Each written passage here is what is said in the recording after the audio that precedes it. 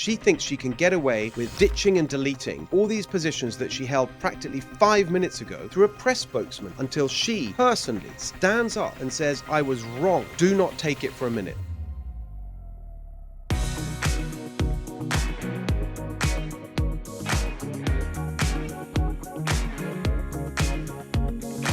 Hello, everyone. Welcome to the Steve Hilton Show. What a show today. We have an absolutely brilliant list, which you will want to hear, of all the specific crimes that Kamala Harris, when she was state attorney general, downgraded and claimed were not violent. And so this is the information you need when people run around saying, oh, she's so moderate now, she's centrist and all the rest of it. And then when she says she's such a great prosecutor and tough on crime, whatever, you really need to listen to that conversation. Katie Grimes is here with that from California Globe.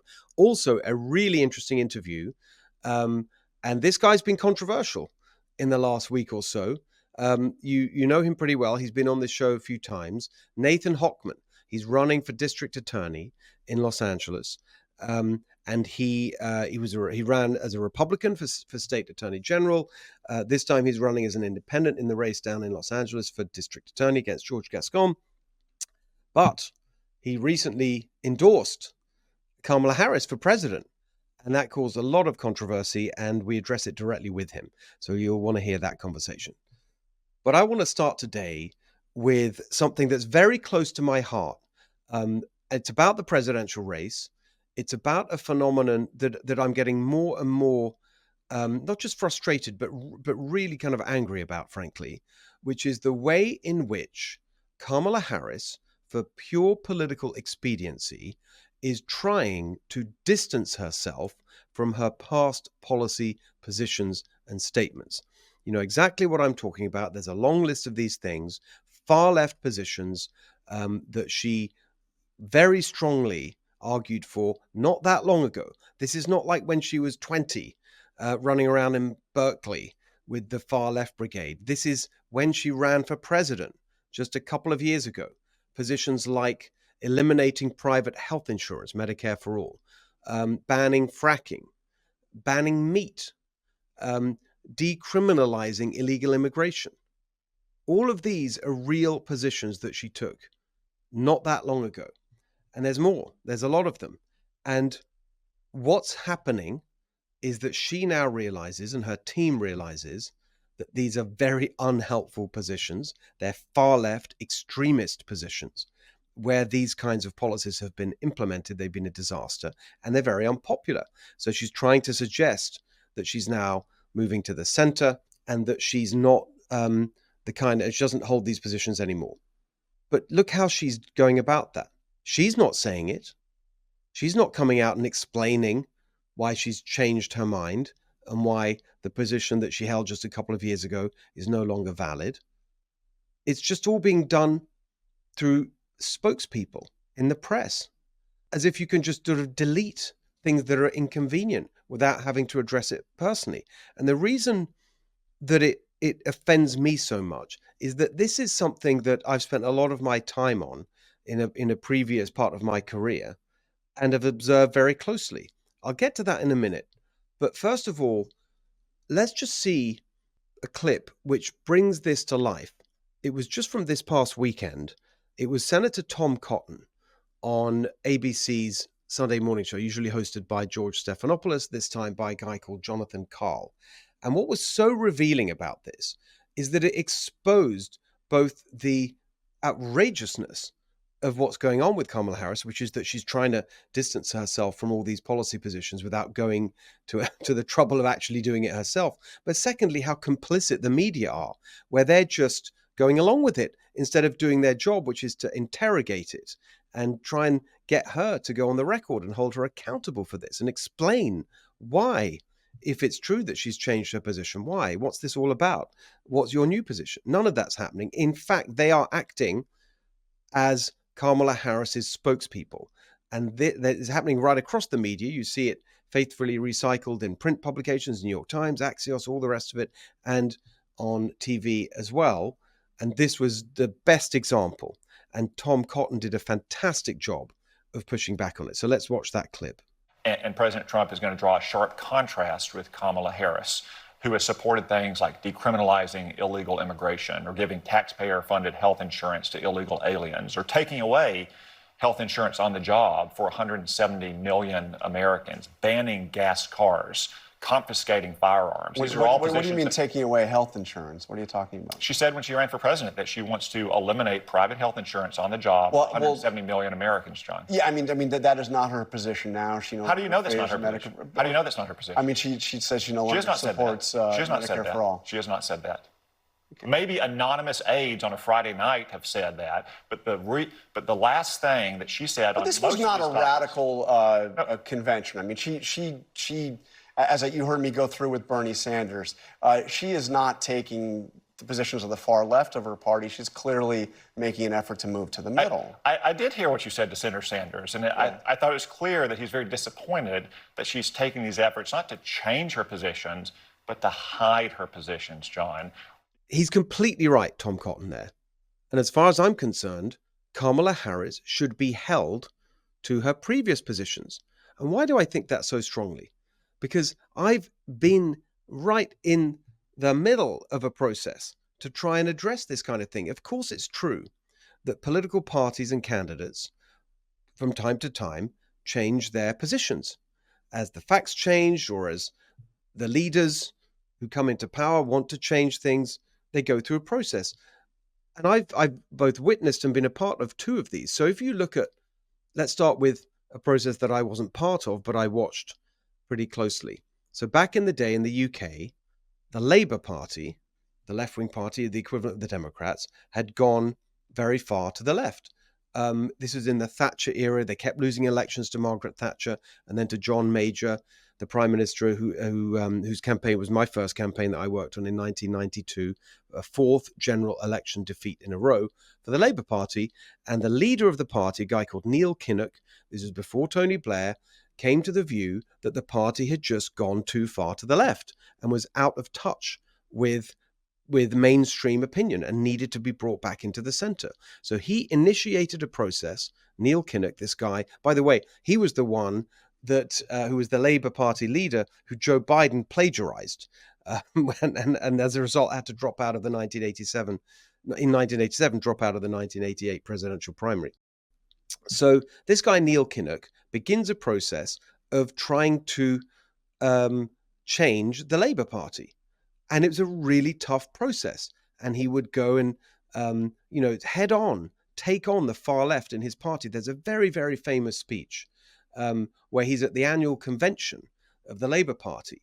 And in the audience, you've got all these far left union leaders, and it was called the militant tendency. They took over a whole city, Liverpool, famous city. You may follow soccer, Liverpool FC. Yeah, well, that city was taken over by the far left extremists in the Labour Party, Labour councillors. And Neil Kinnock made an incredibly famous speech. And I'll just play you what he said. It became one of the most famous moments in the last 50 years of British politics because it showed real courage. The leader of the party directly confronting the far left in his own party. I'll tell you what happens with impossible promises. You start with far-fetched resolutions. They're then pickled into a rigid dogma, a code. And you go through the years sticking to that, outdated, misplaced, irrelevant to the real needs, and you end in the grotesque chaos of a Labour council hiring taxis to scuttle around a city, handing out redundancy notices to its own workers.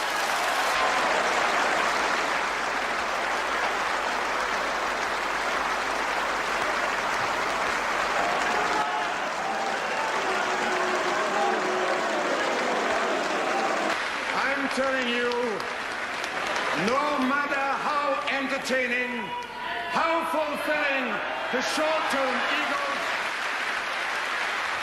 I tell you, and you listen, I'm telling you, you can't play politics with people's jobs and with people's services.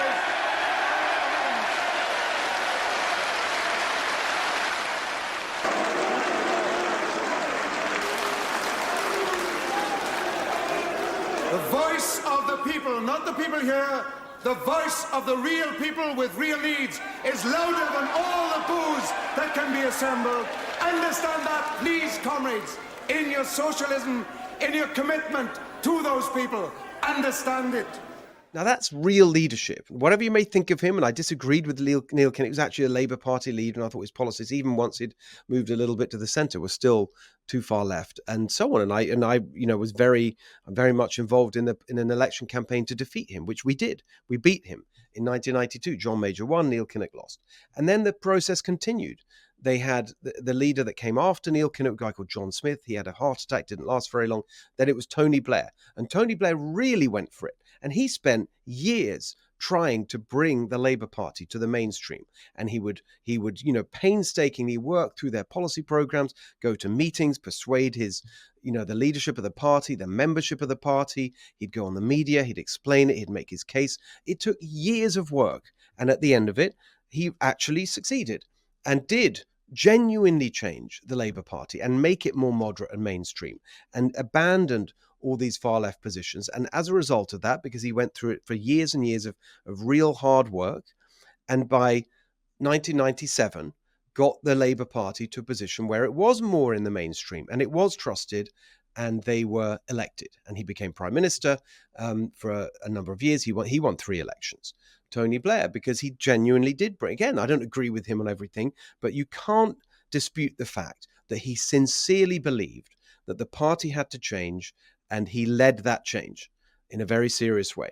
And then you come to the process that I was involved in for David Cameron in the Conservative Party. And we had a similar problem. We'd lost 3 elections in a row, and we felt that the party had become too detached from mainstream public opinion on certain issues. In particular, there's this sense, which, may have been unfair, but whatever, that the Conservative Party in the day was for the rich and just didn't care about working people, didn't care about issues like poverty and so on. And so we worked incredibly hard to change the substance of the policy areas that we were focused on, try and really think through how we applied our principles, our conservative values to a different set of issues, do it in a way that we could bring our membership with us. I'm not saying we did it perfectly, of course not, but it was the same process you go through of changing a party and trying to adjust it to the current era and to make us, fit for purpose in terms of winning elections. So that's a really, really, we worked for years, incredibly hard to do that.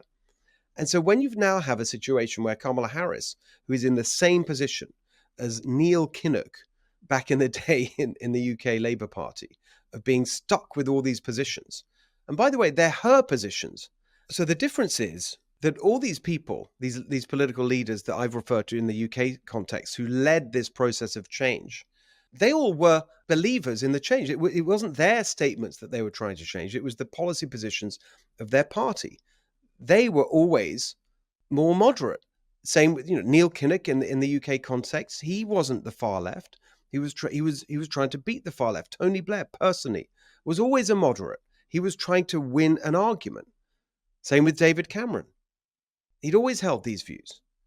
But you look at Kamala Harris, these were her opinions she's trying to ditch, her views and her policy positions. So it's even more important, I think, that she at least goes through the process of explaining why she's changing her position and why we should believe the sincerity of it and why we should take it seriously. But she's not doing any of that. And that's why I find this process so outrageous and offensive, because I've seen it when a political party or a political leader truly, sincerely wants to become more moderate, modern, centrist, mainstream, whatever you want to call it, in order to put their party, put their candidacy in a position where they can win an election. I've seen it from the outside, from the inside, and it's a really tough process, and it's real leadership to make that happen. What we're getting right now from Kamala Harris is the opposite of leadership. Instead of actually standing up there and saying, I was wrong when I said eliminate private health insurance. I was wrong when I said ban fracking. I was wrong when I said we should legalize illegal immigration. I was wrong when I said we should ban meat. I was wrong about all these things. Here's why I was wrong. Here's why this is the right policy for today, and here's why you should believe me, take me seriously. She's not doing any of that because she's not a leader. She's a weak, unprincipled machine politician, and she thinks she can get away with ditching and deleting all these positions that she held practically 5 minutes ago through a press spokesman. It is totally outrageous and unacceptable. And so as far as I'm concerned, until she does that, until she personally stands up and says, I was wrong about all these positions, and here's what I've now realized, and this is the change, and this is why I now believe in this position, do not take it for a minute. As far as I'm concerned, she should be held to those far left positions until she has the decency and the courage and the leadership to change them directly. All right, there's a really interesting policy development that's happened just in the last few days. We're taping this on Monday, August the 26th. On Friday, just a couple of days ago, massive event in the presidential race, and a lot of people, quite rightly and for obvious reasons, focused on the kind of political horse race aspect of it, which was RFK Jr. dropping out of the presidential race and endorsing Donald Trump. And so a lot of the commentary was around, well, what happens to his voters and how many percent does he have? And in the swing states, does this mean that Trump will win and so on? How many voters does he really represent? What does it mean for the election itself in terms of the mechanics of the election and the actual voting? But there's another layer to it that's actually in the long term even more important. And that is the central policy story that came out of that day. It was absolutely fascinating and totally unpredictable. No one would have thought that this would be something that happened right at the top of the agenda in terms of American politics. Even a month ago, you wouldn't have predicted this. Now, you will all, if you are regular listeners of this show, and actually viewers of my Fox News show, and in particular, regular listeners of the Big Ideas Book Club with Steve Hilton, you will have come across a guy called Calley Means, Calley, Means, Means. And he's written a book with his sister, Casey, a fantastic book, which we featured in Big Ideas Book Club, called Good Energy. And the main argument that he's been making for years, and why we first connected, was about the total devastating and destructive corruption at the heart of our healthcare system and our healthcare industry. And his argument has basically been something that actually I wrote about first in my book, More Human, back in 2015. And so it really connected with everything that I've been thinking, which is this, that actually we talk about our healthcare system. It's not a healthcare system at all. It's a sickness care system. It's a sickness system. It keeps people sick. And so we have this devastating phenomenon right now, which is the reason we have this absolute epidemic, as he puts it, of chronic disease in this country, heart disease and diabetes and all these things, a whole range of cancers. That are just making us the most unhealthy rich country on the planet. And so what you've got going on is that we've got one corrupt industry, what you could call big food and big agriculture, the giant agricultural firms that grow wheat and soybeans and so on, that are basically colluding with the government, bribing legislators and regulators in the FDA and elsewhere to allow poison basically to be dressed up as food in our industrialized food system. And then when the poisonous food we all eat makes us sick, you then have big pharma corruptly in bed with politicians and the regulators and the FDA and all the rest of it in order to give us medicine to counteract the poison that's in our food system. And their argument in Good Energy is that actually none of this is necessary. And if we lived healthy lives and just did some basic things, not even complicated things, that would keep us healthy in the first place, we wouldn't need all this, pharmaceutical intervention from big pharma. But of course, if we didn't need big pharma, they wouldn't make the money that they make. And that's why you've got the corruption, and they pay for the legislators at the federal and state level to allow them to push their drugs, and the food industry is allowed to push its unhealthy products and all the rest of it. And just specific examples, I mean, listen to the episode, you'll get the picture. But, just for the fact that, for example, sugar is omnipresent in our food. We can't buy bread in America without sugar being in it. Completely ridiculous. All that is the result of a corrupt system, which they totally take apart in this book. But what's really interesting, and to a certain extent I did in my book, More Human, back in the day. What's really interesting is that RFK Jr. has been on this for years as well. He's been a real exponent of this whole argument. And Callie Means knows him. And Callie Means has become connected with the Trump campaign, and in many ways has been at the heart of the rapprochement between RFK Jr. and Trump. And what was so interesting was that in that announcement on Friday, where you have RFK Jr., first of all, himself making the announcement directly about why he was suspending his campaign and endorsing Trump, and then with Trump on both occasions, making the point that one of the, the driving reasons for this is because the thing he really wants to achieve, the substantive thing he wants to get done, is to help end the epidemic of chronic disease in America in all the ways that we've outlined by dismantling this corrupt system. And what was really amazing is that you saw Trump actually making the same exact argument. And they've been talking about it clearly. And Trump is clearly, you can tell just the way he spoke about it on Friday, really gets it, really believes it, and wants to help make it happen.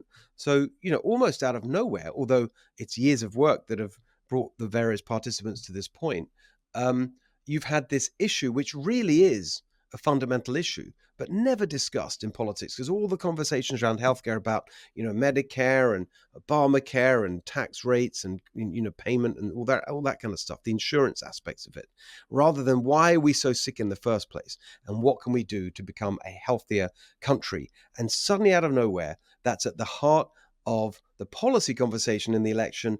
And amazingly enough, it's on the Republican side, and it's Donald Trump who's leading it. It was a really, really fascinating development. If you want to know more, please do check out that episode of Big Ideas Book Club. It was just a couple of months ago with Callie Means. All right, for California Corner today, we're joined by our friend Katie Grimes, absolutely brilliant Katie Grimes, who is the editor-in-chief of the California Globe. I'm sure you all know the California Globe, but just in case you don't, you must read it and follow it and social media alerts and all the rest of it, because it's essential reading, because it's for the truth about California. We have this incredibly biased media, as we all know, totally in the pockets of the Democrats and the one-party ruling elite here in California. And the California Globe is bringing you the truth and real accountability. And what I love, and I'll bring you in now, Katie, and just to sort of say it right at the top, we've got a couple of specific stories to get through today. But what I love about your pieces is that you just learn so much. They're really, really well researched, whether you're writing them or your team that you commission from. They're just fantastically informative pieces on California Globe. That's my experience. Thank you, Steve. That is what we try to do. We want our voters in California to be informed voters, unlike our politicians who would like them to remain ignorant. So that's pretty much our entire task these days. Fantastic. Well, let's get straight to a couple of the stories. There's a live issue now in California, which is, I would say scarcely believable, because it just, it's such an insult to every hardworking Californian, in particular to, a lot of the people I've been meeting up and down the state, Latinos, working class Latinos who just are working incredibly hard to try and, pursue the California dream, in particular the dream of home ownership, which is really central to their idea of what the California dream really means. The California dream is now totally out of reach for most Californians because we have the highest housing costs in America and the lowest home ownership, all through the policies pushed by Democrats, including the Kamala Harris agenda, we can call it, now that she's running nationwide and saying she's going to replicate what's happened in California. And that's the sort of basis of her ideology. Well, that's what we've got, the highest housing costs in the country. And it's partly the environmental regulations that have driven that. It's the taxes, the impact fees, which are like a tax on house building that they charge. And of course, the hidden part that no one talks about, and this is where, Kamala Harris really needs to be held accountable, is the unions who abuse environmental laws to file lawsuits to block housing so they can extract higher wages and, union member only workplaces. I mean, the whole thing is a scam and a racket. It's totally corrupt, like pretty much everything else in terms of Democratic politics in California. And now she turns around and says she's going to solve the housing crisis nationwide. even though she's created it, as it were, with the policies here in California, the worst housing crisis in the country. And then on top of all that, and this is what I want to talk to you about, that's just the scene setting. The news is that, to add insult to injury, California Democrats right now are pushing a bill through the legislature to give taxpayer-funded down payment assistance here in California to illegal immigrants. What does that tell us about their priorities and frankly, their morality, Katie? Oh, you asked very, very good questions, Steve. I think it shows you, number one, that the politicians who are elected in California, most of them, certainly not all, have absolutely no interest in what the issues are that the people have to live with. They are being almost chosen to run for offices by very, very high-powered money interests. Once they get into, their mouths will talk, but they'll, oh, I care for you. We want lower taxes. We want affordable housing, blah, blah, blah. But once they get into office, these are the kinds of policies that they push. And again, it's coming from someone above them. They do not care about the California people. And so I hate to say this didn't surprise me, but that's how jaded we are in California, that they continue to push these kind of policies that don't help us, the people who've lived here for decades, who paid the taxes, whose kids have to go to the public schools, who suffer under either high rent prices or, ridiculously priced houses to purchase. They're doing nothing to help the bulk of the people, and they quickly pivot on their latest public interest, and that is the illegal immigrant. It's amazing. I mean, just to be precise about what actually the anatomy of this, as it were. So I believe it's AB 1840. We have so many bills, it's hard to keep track of them, and the numbers are just ridiculous. So this is a pre-existing scheme, which is about giving down payment assistance to Californians, and this bill expands a pre-existing scheme to include illegal immigrants. That's what it does. But one of the things about the previous scheme was that it was massively oversubscribed and there wasn't enough money for the Californians who wanted it. So guess what? They expand it for illegal immigrants. It's just sort of mind-blowing. I on social media, I said the cruelty of it, the heartlessness. You've got people who work so incredibly hard, 2 jobs, 3 jobs, all week, trying to, scrabble together what it takes to afford the ridiculous house prices. I mean, the median house price, the typical house price, the midpoint in the house price range in California is now nearly $1 million. Yeah. And you're giving it to illegal immigrants. I mean, it's just, I don't know. I mean, and here's the question. You've got Kamala Harris nationwide saying she's going to give down payment assistance, $25,000. Did I mention this goes up to $150,000 per person, this scheme in California? I mean, what are you talking about? And the question I've got is, with her proposal for a nationwide version of this, will that include illegal immigrants? Has anyone asked her? Of course, we can't ask her because she won't do interviews, but that's the question. It is the question, Steve. And unfortunately, we've already seen this happen in California because this is what our politicians did with Medi-Cal. Once again, they included illegal immigrants onto California's low income or welfare recipient level healthcare system. Frankly, they're trying to throw all of us in there, but we keep seeing this. This is what they're doing. They're opening doors to the people who are not here legally, and shoving out the immigrants who did come here legally, who worked very, very hard to be able to come here, work, raise a family, try to buy a house. It is also unsustainable. We already have somewhere between a $55 billion and $80 billion budget deficit this year. And that doesn't include all the unfunded public employee pension liability, which is well over $1.5 trillion. So where's this money going to come from? Are we going to be taxing all these illegal immigrants so they can help pay into this? Yeah, it's so interesting. I'm glad you brought all that in, because let's look at that in the round. Like they do, but it's such a great example of something that is just characteristic of all of their policy interventions these days, which is they're just totally divorced from reality. Correct. They're just ideological. The practical stuff just doesn't matter. We have a massive deficit, as you say. So there's no money anyway for this. And so, but they're expanding it. So that means more money.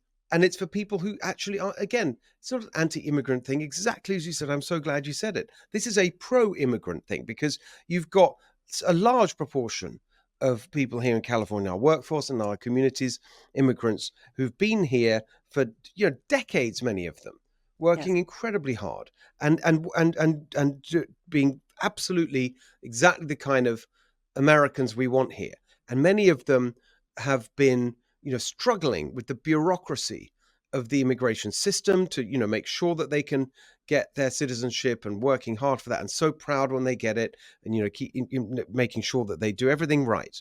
And still, because of these, policies that have made housing so expensive, they can't buy a home.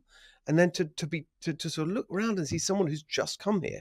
And by the way, a lot of the new immigrants that you're seeing coming across through the open borders that we've had from Kamala Harris, remember, for the last few years, they're not even, they're from China and India and all over the world. It's ridiculous. Yeah, it is ridiculous. There is a saying that a city without walls is a city without hope. And I do feel that we're quickly entering that place, because not only are we seeing illegal immigrants come from untold countries around the world, we don't know who they are, and our politicians are totally focused on them and not us, not our failing schools, not our infrastructure that desperately needs updating. These are things that matter. Are we going to have some horrible bridge accident before some politician responsible says, well, I guess we just don't have enough funding to fix our bridges? It might not be a very sexy job to repair things in California, including, as I said, schools, our infrastructure, our water system, you name it.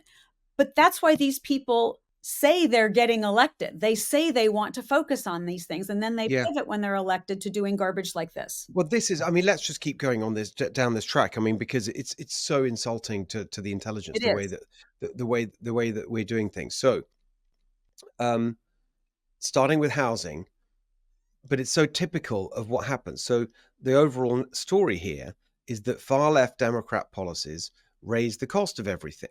Yes. And then when they see, oh, wow, there's a problem because everything's too expensive, what's the answer? More tax increases to give money to people to afford stuff that they've made more expensive through their policies. You see this in energy, you see it's right across the board. So specifically in housing, it's their policies that have made housing so expensive. In particular, CEQA, the California Environmental Quality Act, and the way that's being abused to block housing. Right now in California, we have, I've said this many times because we did a lot of work on it for our housing policy report at my organization, Golden Together. You have over 1 million housing units that have been approved by local councils and local government, gone through all the requirements of local zoning and all of that, and are compliant with and have gone through environmental reviews. And at the last minute, someone comes in and files a lawsuit to block it. Yes. And most of these lawsuits, and that's why you don't have enough housing. It's a mismatch of supply and demand. That's why the price goes up. And most of the time, these lawsuits are filed by the unions. And then what do? They want project labor agreements, they're called, and then they'll drop the lawsuit. And what does the project labor agreement require? Either that you only use union workers, so that makes the cost more expensive, or that they call that skilled and trained, which means that someone has to have been in a union-run apprenticeship scheme and a union member. And then they do this thing called prevailing wage. That's part of a project labor agreement, which is way higher. And just the last point on this, I was in Fresno with house builders. I asked them how much. I hear it the whole time. Prevailing wage puts up your costs. They gave me a real example of plumbers working on one job that was a market rate job, right there in the Central Valley, right, and it was $25 to $40 an hour for the plumbers. The exact same people going to a project labor agreement job that same week, $95 to $120 an hour. So like a massive difference. So of course that goes onto the price of a house. So they've done all this themselves. This is all Democrat policies. Prices have gone up. What do? Oh, let's raise taxes even more so we give people money. Which of course will make everything worse, because when you put taxes up, things get even more expensive. And this is also the problem with a one-party dominated state. We have a Democrat supermajority in our legislature, so you don't even get to have these discussions in committee hearings when another, union-backed bill comes up. Any rational discussion about, we really ought to rethink project labor agreements in California, or, we need to reform CEQA. They get kiboshed, no discussion. It's just a bulldozer effect in the state. So we aren't even having these important discussions about how to fix this stuff. Instead, as I said, they're just pivoting to all these giveaways, and it is truly not sustainable. And then you look at where the money's going. I mean, this Yes. is the thing that infuriates me when you talk about infrastructure, for example, and these vital things that we need. I mean, we have. So what do they say? Well, we need more money for that. And so right now in California, we'll go in detail on it nearer the time. You've got all these on the ballot in November. You've got all these bonds. Yes. Which bonds is another word for tax increases, only worse because you have to pay the interest. Plus, it doesn't even go to the thing that it's supposed to go to, because half of it goes to the financial institutions that are setting the whole thing up. So it's a scam. It's a way of sort of pretending you're not raising taxes, but you actually are. And you've got bonds, state, county, regional, local, all up and down the state of California in November. And what are these bonds for? Housing, infrastructure, schools, water, and you think, well, hang on a second, these are core functions of the government. And then you look at the budget, as you said, we have a deficit, but then what's happened to the budget in the last 10 years or so, it's basically doubled after inflation, doubled. So where's all the money gone that they're now coming for more money for all these things that you would say are basically core functions of government? It's a total outrage. And so I did think everyone should be, I mean, I know that weirdly to me, I don't understand why it's controversial, but you shouldn't vote no on all these bonds. No more money. You've got enough money. We have the highest taxes in the country. What are you doing with the money? You don't need any more money from us. No, and I've been advocating no on every bond for a very, very long time as well. Great. Steve, voters have passed, you probably know better than I, over $30 billion in water bonds over the years. Where's it gone? We don't have any more water. We don't have any more water infrastructure. And same, I mean, you look at school bonds. We actually have Republicans in the legislature who supported putting the school bond initiative on the ballot. And I think it's terribly misguided. This is Prop 2, isn't it? Just to be precise. Yeah. There was like one Republican who voted against it. It's crazy, isn't it? It is crazy. It's a tax increase for schools when we already pay the highest taxes in the country. Exactly. And schools is like education is the number one funding item from the state government. So where's the money going? Well, we know the answer to the luxury pensions and healthcare for the union members who are their donors. That's actually the answer.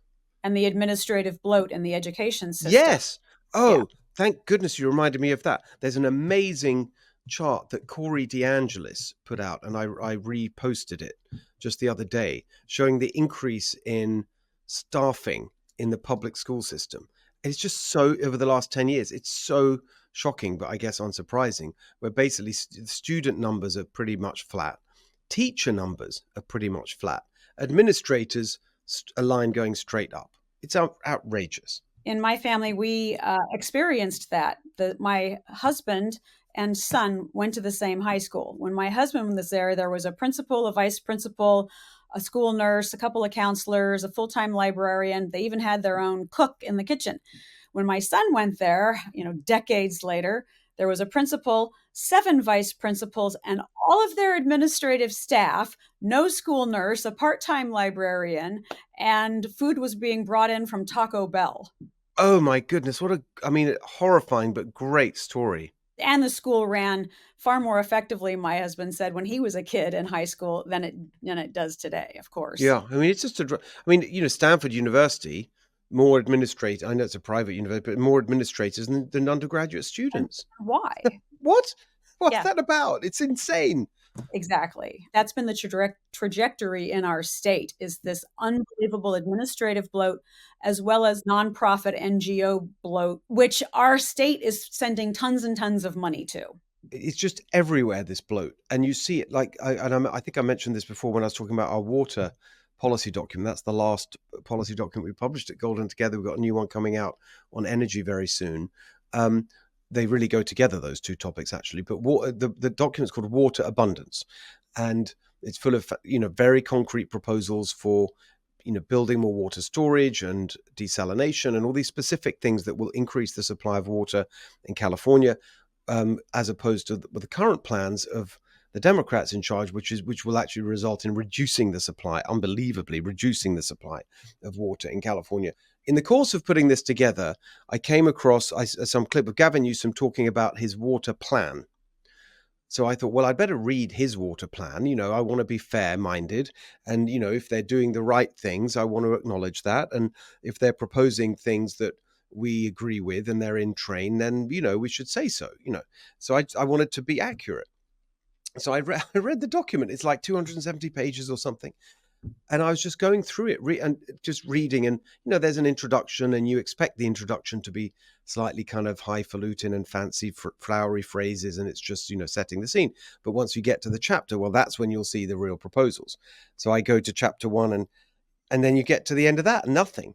And then you go and you keep going. And like basically the entire document, like, I don't know, page 180 or something, I finally found a little table, like a third of the page, which had a little summary of some footling tiny projects that would barely make any difference in terms of the actual amount of water. And that was it. And you think this entire 200 plus page document. So what is in it?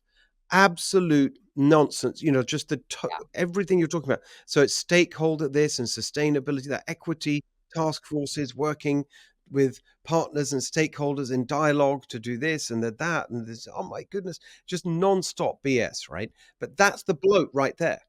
Because it's all these people, doing all this stuff that doesn't do anything productive. It's just talk. And then you think, well, that's the water document. And you just think about every other policy area that I haven't seen yet, and just replicate it across government. And that's what's happened. This the bloat. The bloat is the word.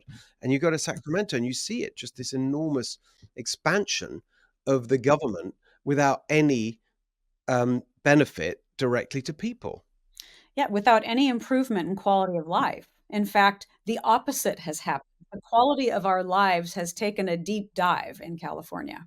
Next topic, and again, I want to relate it to the national political conversation, because this is about crime and Kamala Harris, and so she keeps going on about how she's, the great crime fighting now that when it's convenient. By the way, 4 years ago with George Floyd, she was doing the exact opposite, and she was for defunding the police and all, and helping bail out rioters who then committed murder and so on. But now she's back to being tough. Of course, that shows that she can't be trusted, and she's a completely weak, unprincipled machine politician who'll say anything and do anything that's kind of politically expedient. So that's the sort of separate topic. I've spoken about that before. But specifically on crime, just remind everyone, we've had some really good conversations recently with Jennifer Horn and Jen Van Laar about the specific details. So I don't want to repeat all that. People can find those conversations on our previous shows about the specific things like covering up child sexual abuse and having 1,500 cases overturned when she was San Francisco DA because of her managerial incompetence, and an illegal immigrant murderer, his murder being downgraded to a misdemeanor. So this guy gets 45 days in prison. So we've been through all of that. Yes. I want you to focus on what we haven't done actually is the big picture crime stuff, her record, and what it says about what we can expect nationwide from Kamala Harris, specifically in her role as state AG. Yeah, as California's Attorney General, she was a nightmare. She not only wrote the ballot title and summary for Proposition 47, which you have covered quite extensively, and that was the one that essentially just made so many felony crimes, knocked them down to misdemeanors, and the list is long, and that's partly what opened up this unbelievable retail theft issue we have in California. She also did it for Proposition 57.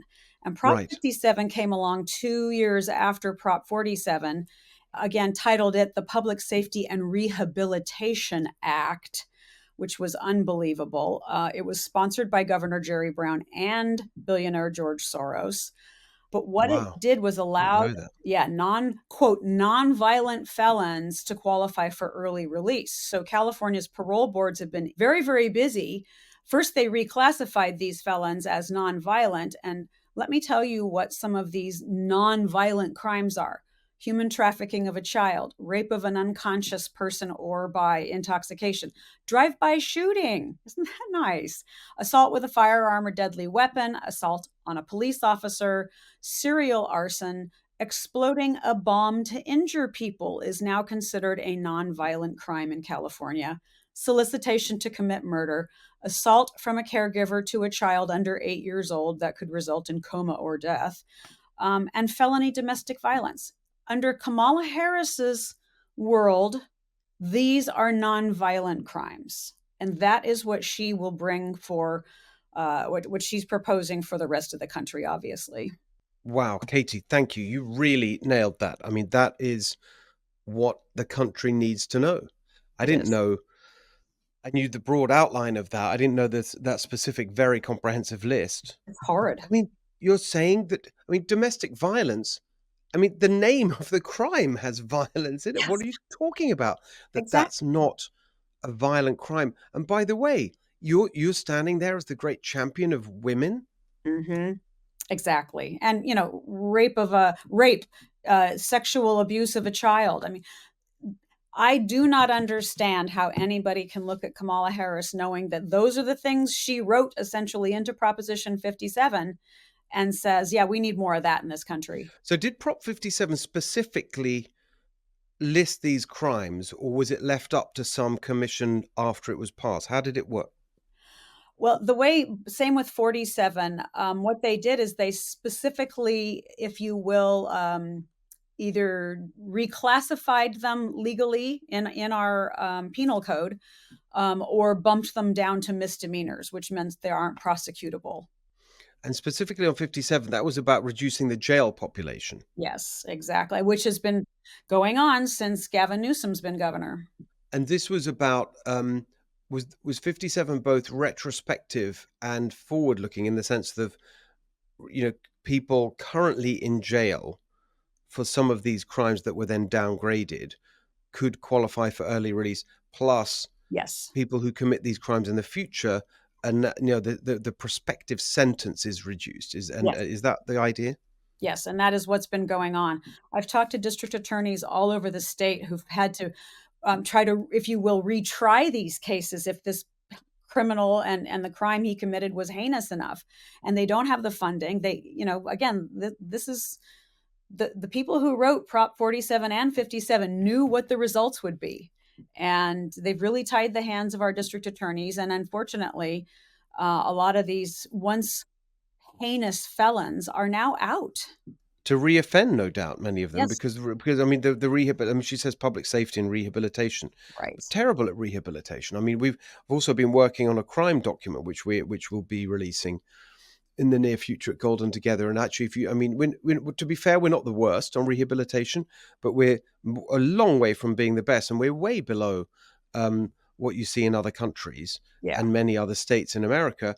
And given that we're such a large state with such a large population, actually a small percentage change in rehabilitation and reduction in recidivism, repeat offending, has a huge effect on crime. And so, but actually, it's got worse. The rehabilitation's got worse. It's not got better. And now they're releasing these people. Do you think that? I mean, it's interesting. Prop 47 is now being addressed with Prop 36 this year. Yes. Which reforms it and deals with some of the most egregious affronts to kind of civilized norms, like the idea that you can just, steal up to $950 worth of stuff per store per day. That's being addressed. Is anything happening on 57? I mean, I'm just thinking that, like presumably this is, I hadn't quite made the connection, but this is what Shannon Grove's work to through the legislature, which she's been on this show many times to talk about, to upgrade child sex trafficking to a serious and violent crime. So that was correcting that specific part of Prop 57. Is that right? Yes, and before her, then Senator Melissa Melendez made numerous attempts to try to, overturn certain parts of Prop 57. They always got killed in the legislature if they were ever heard. It's really unbelievable. It is. I'm so happy that we have you here today to help explain it, because this is what people need to understand, that all this rhetoric, all this stuff, it's just absolute rubbish. When you look at the record on crime, it is just a total disaster. Yeah, it is. It is a total disaster, Steve. The Prop 36, we kind of jokingly say needs to be passed so that we can make crime illegal again in California. And it sounds flippant, but it's not, because essentially what did happen with those two ballot initiatives is they just set out the path for the destruction of particularly our big cities. What's even more interesting is after Prop 47 was passed, very, very quickly, the California legislature passed a bill by a former assemblyman from Sacramento that I knew to then redefine the word recidivism.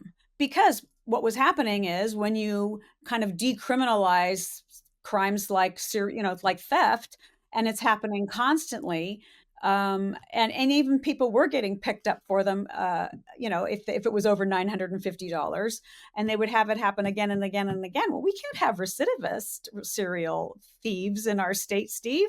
So we redefined the word recidivism. To what? What was the change? Like the it was almost a Kamala Harris type of word salad, but it essentially just it took what the word recidivism means, these repeat criminals, and completely made nonsense out of it. And when was that? What was that bill? That I will have to get back to you on that. I wrote about it. It was like in 2015 or 16 at the time. Yes, there's been a lot of nonsense and madness and extremism that you've been covering. Or can I imagine it's all, I'd love that. I think that's really interesting. And it shows you how far back it goes. And then the other point that let's end on this one, is that even if you could say, or a critic might say, yeah, whatever, actually Kamala Harris might believe in all, it might have done all these things, but if she were president, she wouldn't be setting criminal justice policy and sentencing and all this kind of stuff nationwide, because that's not how the system works. Okay, maybe, but what it tells you is, who she really is, what her instincts are. That it informs us about what she would be like in the office that she now seeks. Exactly. Katie, thank you so much for joining us today, for being so clear about all this stuff. But also for, more importantly, because you do this every day through California Globe, just keeping them accountable. Tell everyone where they can follow you and California Globe. Thanks, Steve. We are CaliforniaGlobe.com. We have no paywall, so anybody can look at us every single day or 5 times a day. And I send out one newsletter a week on a Friday with all of kind of the top headlines during the week. So if you miss us during the week, you'll get it on Friday morning. And your social media? My social media, I am at Katie Sachs Citizen on X/Twitter. Katie Grimes on Facebook. Katie Grimes, where am I? I'm at Truth Social also. Wonderful. Thank you, Katie. Great to see you. We'll see you soon. Thank you, Steve.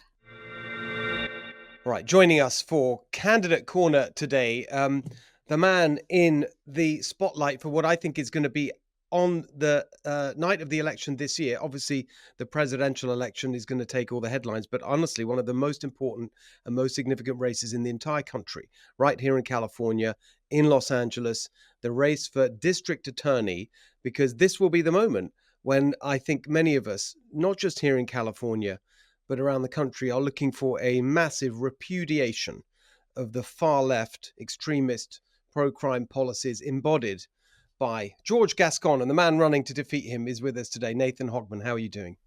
Great. Thanks for having me on, Steve. Of course, anytime. It's a great pleasure. We've been with you from the start. There's been a couple of really big pieces of news in your campaign just recently, and I want to start with those. The first gave a lot of excitement to many of your supporters, which was, is it true? It was a poll that showed you far ahead, but was it leaked, or the LA Times wasn't going to publish it, or there was something interesting about the poll itself? And sorry, before we get to that, the second big story, which some of your supporters on the Republican side less excited about, and I want to give you a chance to talk about it, which was your endorsement in the presidential race. But let's start with that poll. What's the story there? So the poll actually was a Los Angeles Times poll in connection with UC California, Berkeley. The interesting about the LA Times is that the LA Times has not written a critical editorial about Gascón in 3.5 years. So when I heard a poll was coming out, I figured that poll would somehow be shaded to show that Gascón was doing better than anything that's ever been reported. But sure enough, even the LA Times had to report the truth. And the truth is that right now I have a 25-point lead, according to the LA Times. And by the way, I tell the team, treat that as we're 25 points down, not up, because we got to keep the pedal to the floorboard all the way to November 5th. But what was interesting in the polls, it showed a couple other things. It showed that Gascon's unfavorability ratings are skyrocketing, almost 2-to-1, and that there's only really 5% of people in Los Angeles County that thinks he's doing a good job. And if you had to ask me who that 5% is, well, there's the criminals, of course, who I think if they don't vote for Gascón, they're not voting their interest. And not a whole lot of other people, maybe other than the deputy public defenders that he's brought in to supervise prosecutors in the DA's office. I'm sure they're voting for him. But I don't even know who the rest of those 5% would be. That's a really good, so 20, that's a big, big lead. I mean, I totally agree with you. You mustn't be complacent. But that is very, very encouraging. And I have to say, just in terms of how the campaign's going, it seems to me, I mean, I follow it very closely and share all the news from the campaign that you put out and your messages, which are so strong and clear. You seem to be getting a really interesting and significant range of endorsements. And that's true. I mean, we have gotten bipartisan endorsements, which is crucial. Because quite candidly, if you want to win in LA County, you got to get Republicans, but you also need to get independents. You need Democrats. You need Black, white, Latino, Asian, pretty much every religious group in the entire county, which is 4,000 square miles. And if it was its own state in the United States, it would be probably the 11th biggest. So you got to get that full range of support. And we've gotten over 70 elected city leaders in the 88 cities, half Democrats, half Republicans. I've got all my opponents that have endorsed, and almost all of them are Democrats, and 3 of them actually work for Gascón. I got the former Democratic DA, Jackie Lacey, first African-American woman to hold the position. She's endorsed me. Max and Rory Kennedy, 2 of Robert F. Kennedy's 11 children, they've endorsed me. I've got the endorsements of someone like Rick Caruso, amongst the civic leaders in Los Angeles, who originally actually endorsed George Gascón in 2020, has now said, look, that social experiment has failed, and he's strongly endorsed me in this race. And then coupled with all that, I'll just give you one last endorsement, first responders. I've got the firefighters, I've got the police unions, I've got the lifeguards, I've got the prison guards. Interestingly, one of my favorite recent endorsements is the San Francisco Police Officers Association. Wow. They actually contacted me because they wanted to endorse me and send a message to the people of Los Angeles. The Gascón destroyed San Francisco while he was up there. And please, God, don't vote for him again to destroy Los Angeles. That's a really big one. I hadn't actually spotted that one. So, I mean, of course, because they know him, because he was in he was in San Francisco first. That's when Gavin Newsom appointed him, right? That was the sequence, wasn't it? So the sequence for George Gascón is he actually starts out as an LAPD cop, eventually becomes a police chief in Mesa, Arizona. Then Gavin Newsom, when Gavin Newsom was the mayor of San Francisco, plucks him out when Kamala Harris becomes, well, first he's plucked out as the police chief of San Francisco. When Kamala Harris becomes the attorney general, he makes Gascón the district attorney, which is her former position in San Francisco. And then when it looks like he's going to lose his reelection bid in San Francisco, lo and behold, he comes down to Los Angeles, just as the George Floyd situation, the defund the police, the protests and riots in the streets are happening. People weren't paying attention to what he did in San Francisco, voted for him in Los Angeles, and we've been living that safety nightmare ever since. So just a couple of things. First of all, it's amazing. I can't believe that Rick Caruso endorsed Gascón. That's an amazing. I didn't realize that. Before we get to law enforcement, there were some interesting endorsements from outside the county. You mentioned San Francisco. Wasn't there a DA somewhere? And you've got a range of, across the state now, people backing you.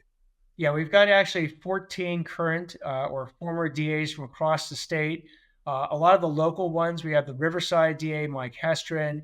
We have the San Diego DA, Summer Steffens. We got Kern County. We've got San Luis Obispo. But then we picked up Santa Clara County. That's a guy named Jeff Rosen. Jeff Rosen is sort of a left of center Democrat. He's someone who emphasizes criminal justice reform as much as he has emphasized safety. He was actually one of the co-authors of Proposition 47. Yet he has looked at George Gascón and he said, even though, George Gascón was his fellow co-author, George Gascón's policies have not emphasized safety at all. So unlike Santa Clara County, that's been able to sort of strike that balance between community justice reform and safety, he looks at Los Angeles and said, Gascón has missed the balance. His policies have alienated his own prosecutors, alienated law enforcement. He's no longer the champion of victims. He's basically completely failed. So Jeff Rosen came down to Los Angeles and right in front of George Gascón's office, right there in downtown LA, he proudly endorsed myself. Yeah, that was the one I was thinking of. That was really interesting to me. And then finally on the endorsements front, so law enforcement in Los Angeles, are they behind you? How? I mean, I've been seeing different groups and associations. Just tell us about that. So we have accumulated every police officers association. We've got the statewide PORAC. We have the Police Protective League. We have ALADs from the Sheriff's Department. Basically, and then all the police officer associations in the 88 cities, we've gotten everyone that's endorsed. So George Gascón, again, who is a former police officer, has so alienated law enforcement that he has received none of their endorsements. They understand the threat he is to public safety.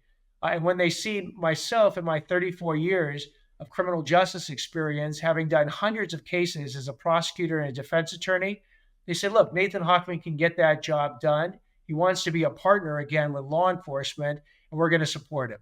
I mean, it's absolutely stunning, but I'm so pleased to see it, and it's in a way it's really encouraging because it shows you that with all our the nonsense in politics and the media and all the rest of it, the truth does matter and results do matter. And serious people in these serious roles that we all rely on in law enforcement, whatever, they look at the facts and the results, and they make a judgment based on that. And as you say, on people's experience and the principles that they're running on. So I think it's very, some people can. I know in politics there's a kind of view that maybe endorsements don't matter as much as they do, and perhaps that's true in more partisan political races, but in something like this where it's really about professional judgment and it's a more independent role, I think that it's really significant that you're getting all these endorsements and he's getting none. Well, and I thank you. I think that's absolutely right. You know what the endorsers have said, we're talking endorsers from literally the far left to the far right and everything in between. They've all said this is not about politics. The DA's job is not about politics, that voters should decide who they want as their DA based on experience. And I've got 34 years. He's got zero personal experience based on a track record.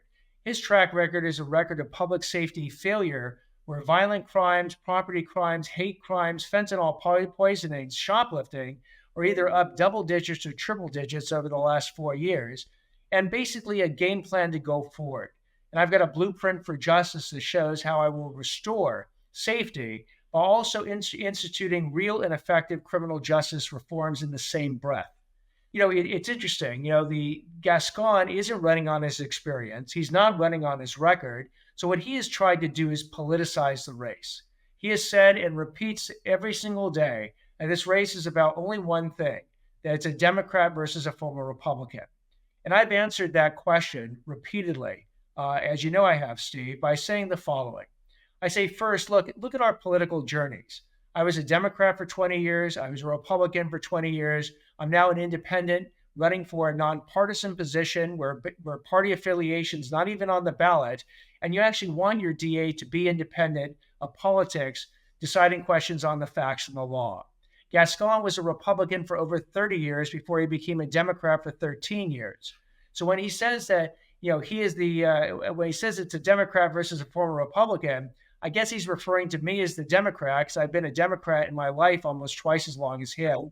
And maybe he's the former Republican because he's been a Republican in his life more than twice as long as I am, which is just, it shows the idiocy of the argument. It just makes me laugh because the way they throw some of this language around. Has he called you a MAGA Republican yet? Ultra MAGA. I've heard ultra right. I've heard Trumplican. I've heard Trump loving Republican. Again, my record is very public at this point. I've never voted for Donald Trump in 2016, 2020. I won't be voting for him in 24. I've said before I'm going to vote in support. In the past, it was President Biden. Now it's Vice President Harris. And I've said in the same breath, look, I've been pro-choice my whole life, but I've been strong when it comes to the border. I'm strong when it comes to law enforcement and backing law enforcement. I'm strong when it comes to putting victims' rights ahead of criminals' rights.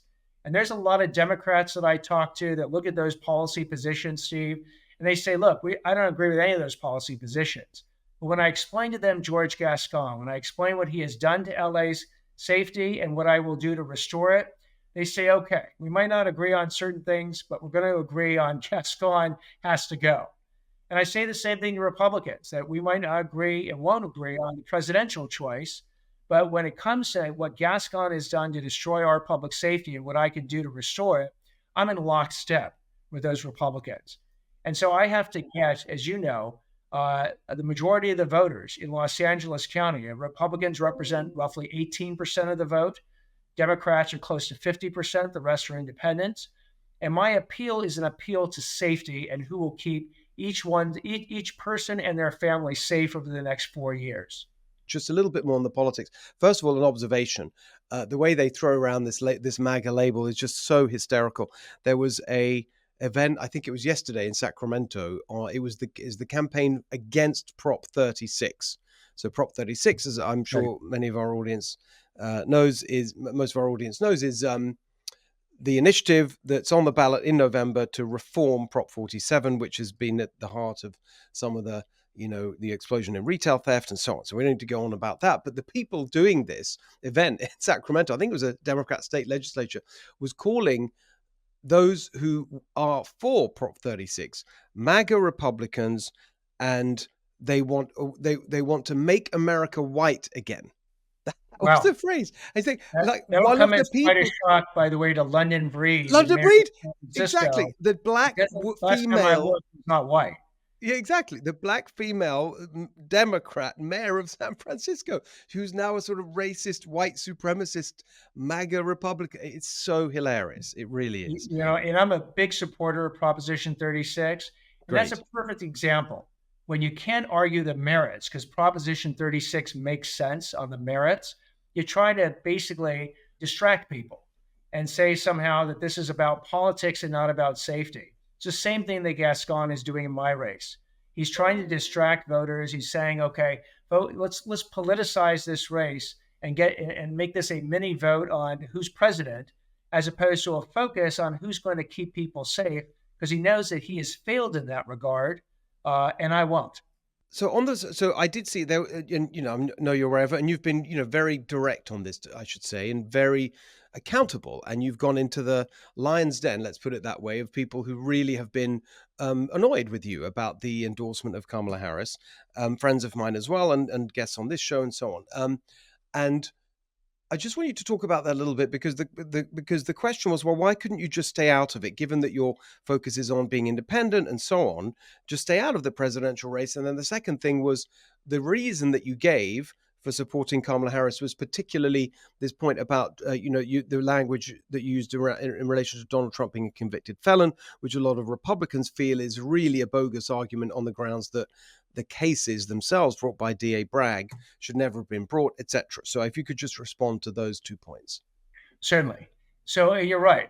Where I've said publicly on ABC TV and Fox 11 here in Los Angeles, my positions. My position originally was responding to a series of questions of Gascón saying this is a race between a Democrat and basically a Trump Republican. And I responded to that. My response was basically, this race has nothing to do with politics, and I want to take politics out of the DA's office. But I wasn't not going to answer the question and let him answer the question for me. So I answered it. And that was the answer dealing with the the fact I had not voted for and was not going to vote for President Trump, and I was going to vote and support President Biden. And I said it 4 months ago. So the question came up again in the Fox 11 interview. And again, in some ways, the most convenient thing to do, the most evasive thing to do would have been for me to say, oh, I'm not going to answer this question and just let people assume whatever they wanted to assume. I'm not going to do that, and I'm not saying that my answer didn't displease a whole lot of people. It did. And would it have been more convenient for me not to answer? Sure. But I basically had to, the question was asked, I needed to answer the question rather than be invasive. And I continued. I said, look, I basically said I was going to vote for and support the Biden-Harris ticket. Biden's no longer on the ticket. I'm supporting Harris. And as far as the reason I gave for it, look, I expressed the reason that I am running as a prosecutor. She is a former prosecutor. Now, I know at some points in her career, she actually tries to distance herself from being a prosecutor. And I'm sure you've researched this, the reason that the death penalty is still on the books in California is that when Kamala Harris was the attorney general and it got successfully challenged down below, she actually appealed it all the way to the Supreme Court, got that decision reversed, which is why we still have the death penalty on the books in California. It almost contradicts the other position she has taken about not enforcing the death penalty. But again, there's certain, she's got another program out there dealing with chronic truancy, where she actually helped pass a law that says that DAs can work with school districts and the parents to make sure that chronically truant kids actually show up to school. And viewing the fact that, high school dropouts constitute over 90% of either victims or perpetrators of crime, that you got to get kids in school. At that level, I support the parts where she was actually acting as an effective prosecutor. And to the extent that she hasn't, well, that's the other side of the coin. What about the convicted felon point? Could you just address that? Certainly. As I might have discussed with you before, Steve, there's a should aspect and a could aspect of that case. If you make the decision that you should bring the case, the question is, was there enough evidence to actually convict him? A judge looked at it, a jury looked at it, eventually appellate courts will look at it as well. But I saw, as the media reported the evidence, that there was evidence to sustain the charges. That's a different question than whether or not you should have brought the case in the first place. I mean, they're dealing with a situation where that case was actually not brought by the U.S. Attorney's Office in the Southern District of New York. I don't believe the case was brought by the Federal Election Commission, but the District Attorney of New York City decides to bring that case. That becomes a very relevant should question in the first place, different from the could question. Look, I think for me, you've done a great job of going out there and making these arguments. And as you said, I know that there are some Republicans who just, aren't happy with it, but they're even less happy with George Gascón. Let's put it that way. And in the end, that is the choice in this election. One thing that's very important that you've cleared up, because I did see some speculation around the time that this was all being discussed. There was also some speculation that actually you weren't in favor of Prop 36, and you've made it clear that you are. So and we have on social media, we probably put out at this point almost dozens of posts backing Proposition 36. Yeah, great. And laying out all the reasons, by the way, in detail, why Proposition 36, while not a full fix of Proposition 47, will certainly help DAs, and I'm hoping to be one of them, go after repeat offenders and fentanyl dealers very aggressively. Exactly.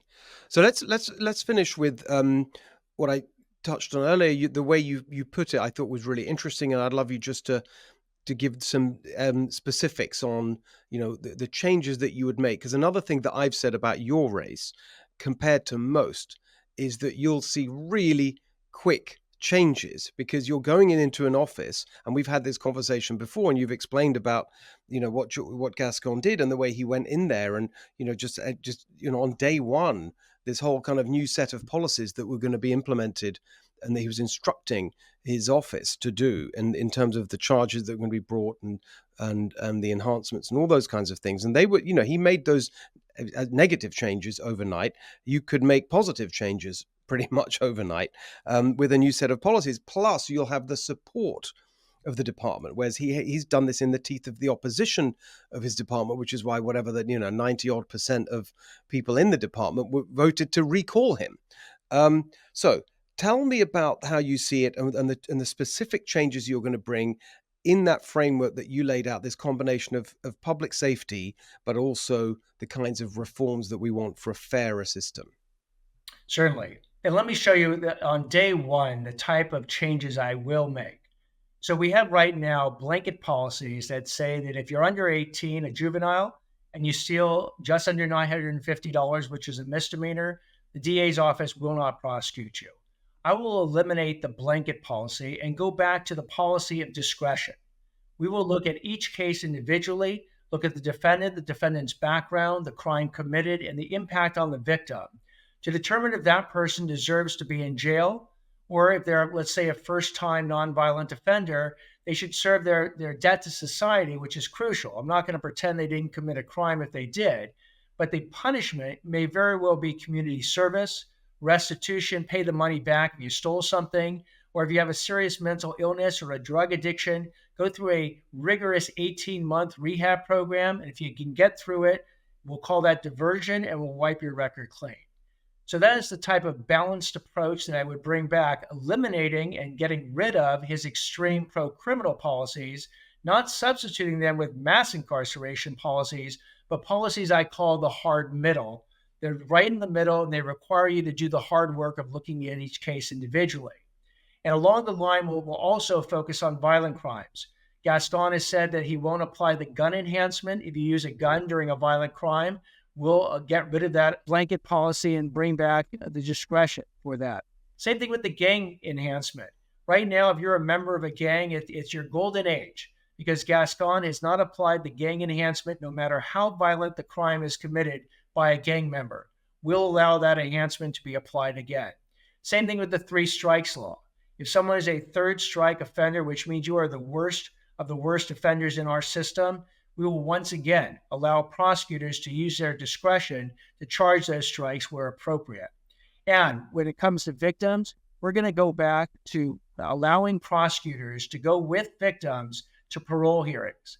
Right now, Gascón has prohibited prosecutors to go with victim families who have a relative that's been murdered when they're confronting the murderer at a parole hearing. That's an obscene, tragic policy that I would absolutely reverse on day one. So we can do a lot of productive moves on day one to restore safety, balance, and institute reform all on that same day. Yeah, it's great. I mean, and that really is day one. I mean, just to be clear and underline this, you're running, when you're elected, as we hope you will be, you're running the department. You're the CEO of the department. That's correct, isn't it? That you don't need the permission of the Board of Supervisors for the county or anyone in the state legislature or executive government in California. You can just make this happen. You're absolutely right. The DA is effectively a governing body of one. You take no orders from the governor, the attorney general, the mayor, the city council, the Board of Supervisors, the sheriff, or the police chief. Gascón showed us that on his day one. I will then restore safety, as you say, with the support of law enforcement, with the support of my own prosecutors, with the support of victims groups, and we'll do it all on day one. It's really exciting. Honestly, I'm very excited. Every time I talk to you, I just get very excited because it's not often in politics that you get that kind of ability to make change happen quickly in such an important and high-profile way as you will have in the biggest county in the nation that is just a symbol of the destructiveness of this far-left policy on crime. One thing that we haven't mentioned is bail and cash bail and all of that. Could you talk about that? Certainly. So what happened in the old system is we had a cash bail system that was pretty rigid. It was almost like a grid. If you committed a certain crime, it translated into a certain amount of bail. If you could make that bail, you got it. If you didn't, you would stay in jail. But what ultimately happened is that there were situations where that bail was actually too low. If you turned out to be like a serial crook and you just happened to have committed this one low-level offense and you got the bail set for the low-level offense, you should probably have a much higher bail. On the flip side, if you were a first-time person with a good job and in a home and a residence and a supportive family, maybe that bail amount was too high to make sure that you show up for your future court appearances and don't commit criminal acts. So what happened is they got rid of the whole cash bail and they substituted it with Gascón's zero bail policy. Now you got the flip side of the problems we used to have. Now you get really violent offenders who are getting arrested in the morning and they're out by the afternoon and creating havoc in the system.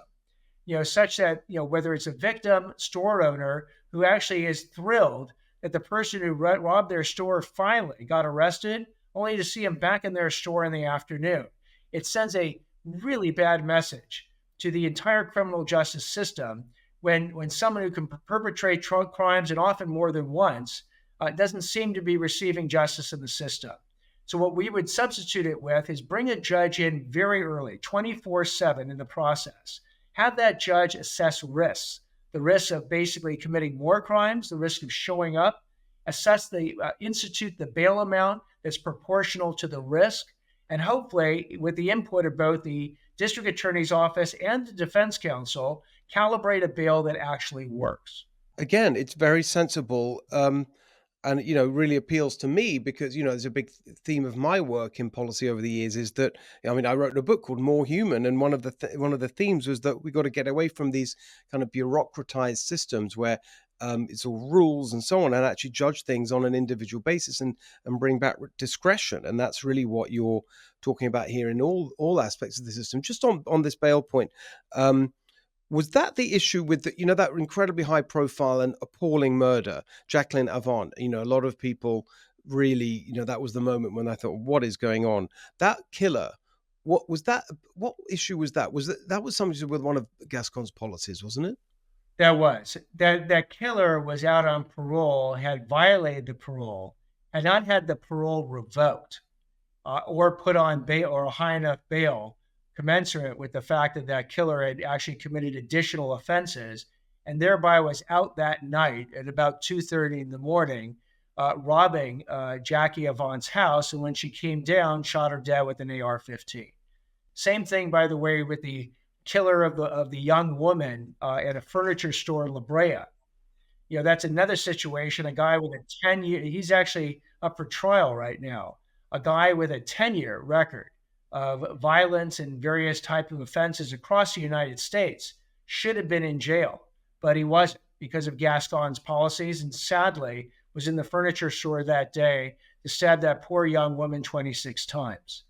So again, Gascón's policies have resulted in real life horrors and tragedies. By the way, most recently, and I'm sure you read about it, was the poor New Zealand couple down in Newport Beach. Oh yes, Newport Beach, yeah. Another situation where the guy who run over the woman, Patricia McKay, should never have been in the car that day, because a year before he was on the Santa Monica 3rd Street Promenade, put a gun to a guy's head to get his Rolex, left his DNA on the victim. They had the guy dead to rights, yet because of Gascón's lenient policies, they pled that case down to a probation case. The guy was basically a third striker, but they pled it down to a probation case. The guy got off, and sure enough, he's driving the car that runs over that poor woman on Fashion Island in Newport Beach. Unbelievable. Awful, but a reminder that these are very consequential choices when they come and vote in this DA election, and the changes could be very rapid and very significant. One last question, then an observation, then we'll wrap it up. George Soros, very much associated with Gascón and that whole movement. Is he or the whoever's taken over, the younger guy, is it Alex? Is Gascón still Soros backed in that famous phrase? So yes, he is. Now, whether or not Soros, whether it's Alex or George, actually puts the money in along with all of Soros's friends who put about $7 million into the 2020 race remains to be seen. One of the things we have done is we've tried to build up our lead so big, whether that lead is with polling, and we're right now, according to the LA Times, up by 25 points, whether it's by fundraising. We have about $1.8 million at this point. We think Gascón has about $200,000. Whether it's by endorsements, we have basically all the key endorsements throughout LA County. So we're hoping to run that lead up as high and far as we can to convince Soros not to come in the race. But we have modeled the race as if he's coming in big with millions of dollars, and we're going to be ready to meet those millions of dollars, dollar for dollar, if not exceed it. It's amazing that they're not more embarrassed about what they've done. But there you are. Final point. I'll make an observation, then you can respond, and then we'll leave it there, Nathan. It's not just the changes in terms of what goes on in the courthouse. It's the impact on the police and their behavior, because one of the things, we use, of course, the phrase defund the police has become so well known. And regardless of whether that actually happened, and there's arguments about that, what certainly happened through all this far left nonsense is the demoralization of the police, where they just think, well, why bother? Why should I bother putting my safety at risk, my life on the line to pursue criminals if when, finally make an arrest and nothing's going to happen or something, or the guy's going to be out in the afternoon, etc. So if they know, so it'll be a sort of exponential impact, I guess, is what I'm saying, because it'll be amplified throughout the police department, because suddenly they'll have someone who's actually, working with them and supporting them rather than undermining them. You're absolutely right. Right now, the LAPD is down 1,000 officers, over 1,000 officers. The sheriff's department is down over 1,000 deputies. And part of the reason that they're down so many law enforcement officers is who would want to work in Los Angeles County? I mean, it's already an incredibly dangerous job. It's difficult. It's expensive to live here. And where the DA doesn't have your back, in other words, you're going to bring the DA good cases and the DA is going to decline it, not because of the facts of the law, but because of his own political agenda. That's what Gascón has done. And then the DA is more interested in prosecuting you than partnering with you. Where's the sense in that? What I have said to law enforcement, and again, I'm the co-founder of the LA Sheriff's Foundation, is I said that for the overwhelming number of officers that are running into the building when the bullets are flying to keep me and my family safe, you have my respect, my admiration, and if I'm the DA, my partnership. And that doesn't mean, of course, that if an officer crosses the line and commits criminal activity, that we're not going to go after him. I'll be the first DA in history who's actually personally prosecuted a deputy sheriff. I did it in the 1990s when we went after 16 of them who were stealing drugs, gun, and money from drug dealers. But what I've heard from law enforcement is very instructive. They say that no one hates a bad cop more than a good cop. And I absolutely believe in that. I believe that we will resume, and I say resume because the DA's office used to be the partner of law enforcement. So we'll resume that partnership. We'll let the criminals know that we're back in business. And with any luck, the goal is not to fill the prisons to the breaking point. In some ways, that's the failure of a criminal justice system. The goal is to deter them from committing the crimes in the first place by saying, here are the laws. We're going to consistently, fairly, and impartially enforce them. But there are real consequences if you break them. So don't break them. And if we have to go back to a year that I'm shooting for, it's not the 1960s or 70s. It's 2014, 10 years ago, considered our safest year in the last 50 years because the DA was doing her job, law enforcement was doing its. Victims knew if you dialed 911, someone would pick up the phone and you could get justice for the harm you suffered. And criminals really understood in that year in record numbers not to commit crimes. There you go. Very, very powerful arguments, Nathan. As I say, I'm not going to pretend to be at all impartial. Very much behind you, hoping that you continue this very successful campaign right through to the end. It's great to see that you're doing so well. Hope that continues. Good to hear that you're not at all complacent. You're going to be fighting hard for the next few months. Last point then, where can people who want to find out more or get involved and support you, where should they go? Probably the website's the best portal. It's Nathan Hochman, and Hochman is HOCHMAN.com. You can learn the blueprint for justice. If you want a lawn sign, you can sign up for a lawn sign. If you have comments, please leave comments there. And you can get information to then share on your own social media, texts, emails, because, it's interesting. The one voter I fear, Steve, in this election is the uninformed voter, because I'm absolutely convinced that if I can get information about Gascón's failures and what I can do to fix the situation to a voter, I'll win that voter 10 out of 10 times. But if that voter doesn't know anything about this race and gets to the ballot and to coin flip, well, that's a 50-50 proposition. So if people will take the time to learn more about this race and then, as importantly, vote and spread the message, That's how we're going to win on November 5th.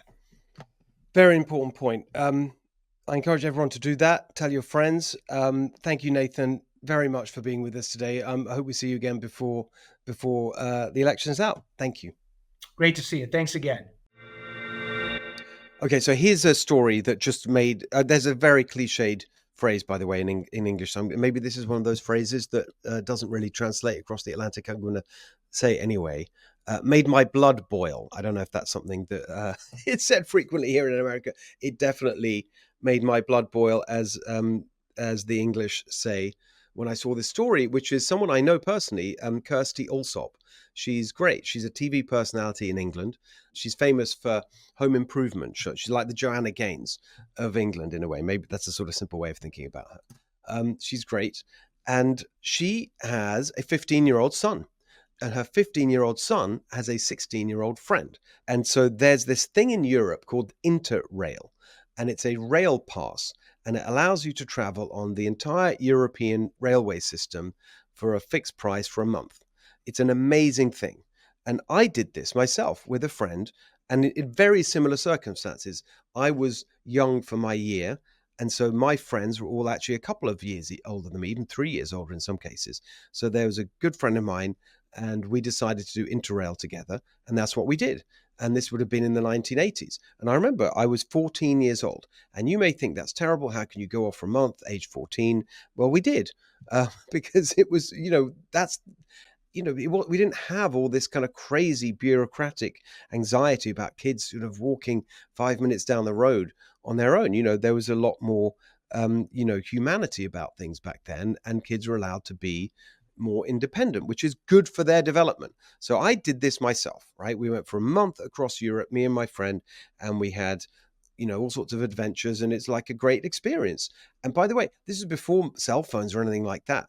So you might say, what's the matter with your, my mom and stepdad, letting me go for a month and you couldn't keep in touch? And well, we just did. And that's how it was. Anyway, the reason this story resonated with me was that with the Kirstie Allsopp, her 15-year-old son went interrailing, as they say, with his 16-year-old friend.